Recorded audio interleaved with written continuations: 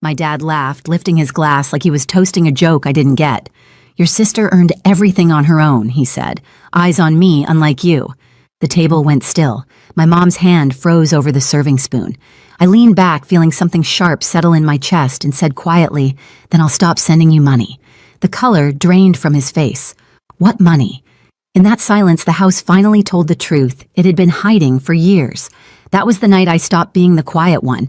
Before I tell you how everything unraveled after that, tell me, where are you listening from, so I know I'm not the only one who's had to draw the line. From the outside, we looked like a family worth envying. Sunday dinners, framed smiles, matching sweaters on Christmas cards. But perfection is easier to print than to live. My name's Rachel Shortridge. I'm 32, the quiet daughter, the one who learned early that keeping peace sometimes meant swallowing your own voice. Helena, my older sister by 2 years, was the golden one. Teachers adored her, neighbors bragged about her, and my parents treated her success like a shared inheritance. My dad, Frank, ran our house the way he ran his old restaurant. Every opinion had to pass through him. Mom, gentle but exhausted, spent years translating his pride into apologies no one asked for. When the recession hit, their mortgage slipped behind.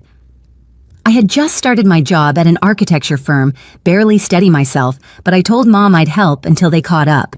$5,000 a month. Quietly, responsibly. Dad refused to use online banking. He didn't trust screens with his money. So I wired everything to Helena's account. She promised to deliver it in cash, or checks said it made things easier. I believed her, because believing her was what we all did. Over time, those transfers became routine, like paying a bill for peace. Each month, I sent the money and waited for a thank you that never came. When Dad mentioned the mortgage being under control, I felt a small warmth, thinking I'd helped. Helena would send an occasional text, "handled," and that was it. Still, something always felt off. The last time I visited the house looked more tired than before, paint peeling the fridge, humming too loudly. Mom smiled through it the way she always did. "Helena's helping us manage things," she said. I wanted to believe it. I really did. That night, while Dad turned up the volume on the evening news and Helena scrolled through her phone, I sat at the same table I'd grown up at, staring at the family photo framed above the fireplace. 4 smiles, 1 truth missing. If I'd looked closer, maybe I'd have seen what was coming, the cracks already running through our perfect picture. Dinner that night felt like everyone before it, too polite to be real. The table was set with the good plates that only came out on holidays. Mom's rosemary chicken filled the air, the same scent I'd loved as a kid back when the silences hadn't yet learned how to bruise. Dad poured himself another glass of wine, looked around the table like a man inspecting a stage, and then smiled in Helena's direction. "Your sister really figured it out," he said proudly. "She's got instinct, ambition."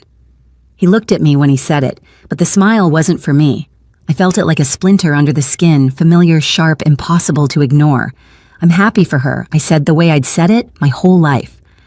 Mom nodded absently, reaching for the mashed potatoes. Her hand trembled a little. Dad chuckled, adding, "All on her own, too." No handouts. The air changed. The clink of his glass against the table sounded louder than it should have. I could have smiled and let it go the way I always did. Instead, I leaned back in my chair and heard my own voice, low but clear. "Then I'll stop sending you money." The room froze. Even the hum of the refrigerator seemed to pause. Mom's spoon hung mid-air. Helena's fork slipped and hit her plate with a dull scrape. Dad blinked once-twice before his expression broke. "What money?" he asked. His tone wasn't angry, it was confused. Sincere. That was the worst part. I met his eyes. "The $5,000 I've been wiring to Helena every month, for you and Mom, since last April." He frowned. "You've been what?" Mom looked at Helena, her face draining of color. Helena straightened in her chair, her voice brittle. "She's exaggerating. There were delays." Some months she sent it late. Every month I interrupted quietly. The first of each one. I have the confirmations. The silence that followed wasn't peaceful, it was surgical. It cut. Dad turned to Helena again. "We never saw a cent." Helena's jaw tightened. "You don't understand, there were expenses." "Investments. What kind of investment costs $60,000 and leaves you with nothing to show?" I asked. Her eyes flashed. "You wouldn't get it, Rachel. You never believe in anything unless it's safe." "Believing in family shouldn't be unsafe," I said. Mom's eyes filled her voice, trembling. Helena, is it true? Helena looked away. It's complicated. The steam from the food had gone cold. I stood up, pushing my chair back slowly. Then I guess it's her problem now. Dad's hand gripped the edge of the table. He looked at Helena again, but she wouldn't meet his eyes. And in that single breath between truth and denial, I knew the house had just changed forever. That night, the house stayed awake. Every wall seemed to breathe with us, restless and heavy. I lay in my old room, staring at the ceiling, tracing the faint glow of the plastic stars I'd stuck there when I was 16. Down the hall, voices murmured, Mom crying softly, Dad pacing. Helena's door stayed shut. I turned on my lamp and opened my laptop. The habit was automatic now. Check the payments, the transfers, the statements. Each line stared back at me like an accusation, $5,000 on the first of every month. My own digital fingerprints on a crime I hadn't meant to commit. $60,000 in total. Gone. The next morning, Dad sat at the kitchen table with his head in his hands. Mom stood by the window, still in her robe, coffee gone cold. She says it's tied up in something Mom whispered. A company. A company doesn't eat mortgage payments, I said. It eats trust. Dad's jaw flexed, eyes red. We'll talk to her when she wakes up. But Helena didn't wake up. She was already gone. Her car missing from the driveway, her room empty except for a perfume cloud that lingered like a lie. A single sticky note sat on her dresser. Don't overreact, I'll fix it. I stared at the words until they blurred. She's not fixing anything, I said. She's running. Mom began to cry again, small broken sounds. Dad grabbed his coat, muttering something about finding her. I caught his arm. Wait, you can't chase her without proof. Let me handle this. He looked at me like he didn't know whether to trust me or himself. Then he nodded once. That day I did what Helena never expected. I worked the problem like a blueprint. I started with the structure, every transaction, every date, every message. Then the weak points where the money changed hands. Each transfer confirmed Helena's account every time. Evan came over that evening, my laptop glowing between us. You're digging deep, he said quietly. I have to, I replied. This isn't just about the money, it's about how long she thought she could lie to me and get away with it. He nodded. What's your next step? The bank, I said. And then a lawyer. At the branch, the manager frowned as she looked through the records. These were all redirected, she said, pointing to Helena's name. Account holder used the funds for private transfers, looks like another intermediary. To who? I asked. She hesitated. A man named Mason Vale. I felt something inside me lock into place. A name. A direction. A trail. When I walked out of that bank, the cold January air hit my face like a vow. I pulled my coat tighter and whispered to myself, you wanted to play with trust, Helena, fine. Let's see how much truth costs. 3 nights later, the doorbell rang just after sunrise. I was in the kitchen with Mom, both of us running on little sleep and too much quiet. Dad was still upstairs sorting through papers he no longer trusted. When I opened the door, a man stood on the porch, jeans hoodie, the kind of smile people practice in the mirror. Morning, he said easily. You must be Rachel. I'm Mason. The name landed like a stone. Helena's Mason, he chuckled. I guess you could call me that. Behind me, I heard Dad's footsteps, slow but heavy. He came to stand beside me, his voice low. What are you doing here? Mason held up a small folder like a peace offering. Just clearing up a misunderstanding. Helena asked me to drop these off, proof of our investment. Mom appeared in the doorway, pale and trembling. Investment, Mason flashed his grin again. Startup work. We're building an app connecting local artisans with clients. Scalable, forward thinking, you know how it is. I stepped aside. Show us. He entered like he owned the place, spreading out glossy printouts across the table. Mock-ups, fake charts, random buzzwords, phase 1 projected growth, beta launch. Not a single number added up. Dad flipped through the pages, face tightening with each turn. This is nonsense, he said. Mason's smile faltered. Every big thing starts small. $60,000 small, I shot back. He looked at me, still pretending calm. You've been talking to Helena. No, I said. I've been talking to the bank. The air shifted. Mom clutched the back of a chair. Dad's breathing grew rough. Mason leaned on the counter, casual again, but his eyes were sharp. You don't understand, he said. She wanted this. She believed in me. And you let her believe, I said, because it paid your rent. Before he could answer, the sound of tires crunching on gravel filled the silence. I turned to the window. Helena's white sedan pulled into the driveway. She stepped out, sunglasses on, though the sky was gray. The door opened, and there she was, hair perfect, coat too. Expensive, smile practiced. When she saw Mason, her expression cracked. "What are you doing here?" Mason's voice softened instantly.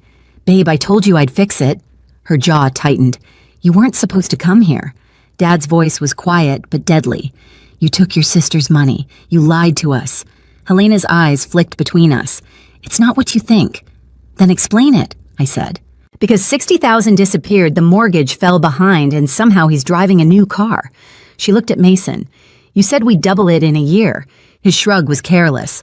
"Plans change." "Plans?" Dad's fist hit the table so hard the glasses rattled. "You stole from your own family." Helena flinched but still clung to the illusion. "It's not stealing if it's an investment. We just needed time." Mom's voice broke. "We skipped our payments because we trusted you."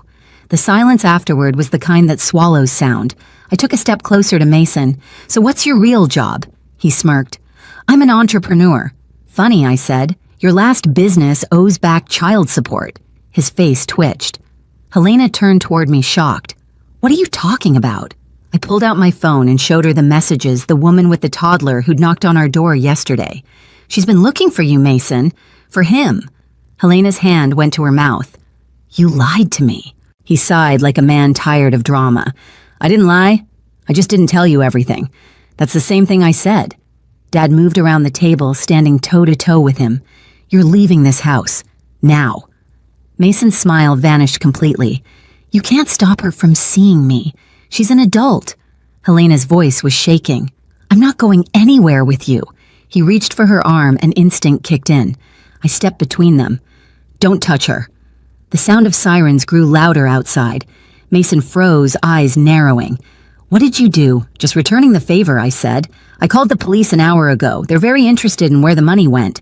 He backed toward the door as flashing lights painted the walls red and blue. 2 officers entered. "Mason Vale," one asked. Mason tried to laugh. "This is a mistake." But his voice broke when they cuffed him. Helena sank into a chair, her entire body shaking. Dad leaned against the counter, pale and silent. Mom cried into her hands. As they led Mason out, he turned to me, his voice a whisper meant to cut. "You think you've won. There's always another version of me out there." I met his eyes. "Then I hope she finds someone like me, too." The door shut behind him. The house exhaled for the first time in months. 2 weeks later, the police called. They'd found evidence of multiple scams, 5 women, same story, same promises. Mason had pleaded guilty. The prosecutor wanted Helena's testimony to strengthen the case. At first, she refused. "I can't face him again," she whispered. "You already did," I told her. "And you survived it." In court, Helena sat beside me. She spoke softly but clearly, describing how Mason convinced her to invest how he'd used my transfers as seed money. Her hands shook, but her voice held steady. When Mason tried to look at her, she didn't look back. When the verdict was read, 3 years in prison, 18 months without parole, the room went still. No applause, no celebration, just relief. Dad's hand found mine under the table. Mom sobbed quietly beside him. Helena let out a breath that sounded like surrender.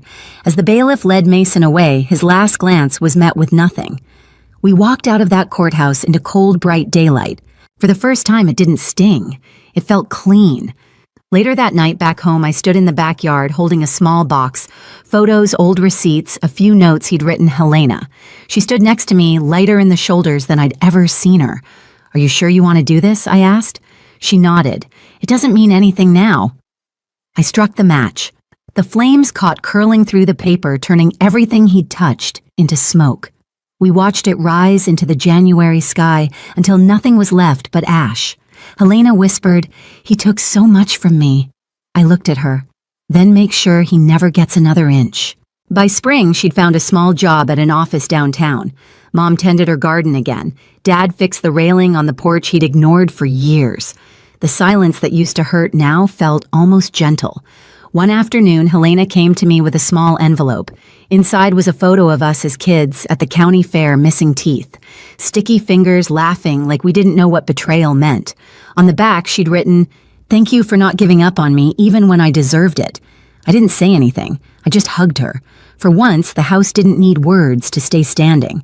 The weeks after the trial felt strange, like the air inside the house had been rewired.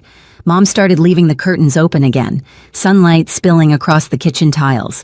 Dad took long walks in the morning, no longer carrying that tightness in his shoulders. And Helena, she didn't try to perform anymore. No perfect hair, no expensive perfume, no excuses. Just her quieter, humbler, still finding her footing. She found work as an office assistant downtown. It wasn't glamorous, but she said it felt honest. Every evening she came home with a packed lunchbox and new lines on her hands, the kind that came from effort instead of guilt. Sometimes I'd catch her sitting in the garden with Mom planting herbs. The same rosemary Mom once used to season the chicken that started everything. One night, Dad sat beside me at the table while I went through some bills. "I think we made her this way," he said softly. "We kept calling her special until she thought she couldn't fail." I looked at him. "We all played our part, but we're fixing it now." He nodded, exhaling. "I'm proud of you, Rachel." It hit harder than I expected, maybe because it was the first time he'd said it without comparing me to anyone else. Later, Helena joined us carrying 3 mugs of tea. "We'll be okay," she said, half to herself, half to us. For the first time in years, I believed her. The house was finally quiet, but not the kind of quiet that hides pain. This was a different silence, the kind built on truth. A month later, I packed my suitcase for Seattle. A new job, a new start. The morning light pooled through the kitchen windows as Mom folded laundry, and Dad read the paper like old times. Helena walked me to the car, her sweatshirt sleeves pushed up, a faint smile on her face. "You're really leaving," she said. "It's time I answered." She slipped an envelope into my hand, a photo of us as kids, holding cotton candy cheeks sticky with sugar. On the back, she'd written, "Sometimes you have to lose everything to see what's worth keeping." As I drove away, I looked once in the rearview mirror. The house looked smaller, but lighter somehow. Family doesn't break you unless you let it. If this story hit close to home, share yours in the comments and subscribe for more.